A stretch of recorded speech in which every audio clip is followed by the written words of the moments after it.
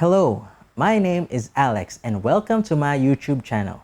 Just a short introduction about myself.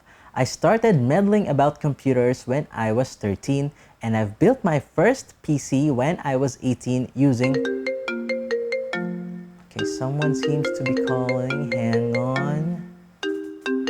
Bro, this is my part. Let me do this. Okay. I've built a computer using a Celeron D, and ever since then, I was fascinated on how computers work and how stuff... Pre, inom tayo pre? May tangyero na kayo? O, tara, inom tayo. Minom tayo na. Wait. Can you just finish what you're talking about? Finish? Okay, he's gone. Anyway, my passion always comes back to building PCs and knowing how stuff works. Fast forward to today, I am now a full-time... Okay, again, someone is calling. Someone wants to join us. Let me check. Yes, hello? Good day, I am you and let me take this part.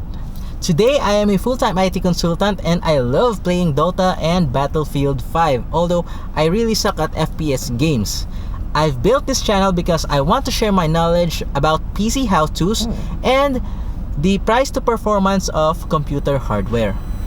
Cost-effective, price to performance, ba't naka-necktie at relo ka? You know, I look way better than you, and if you will have just behaved earlier, then we would have achieved this fast.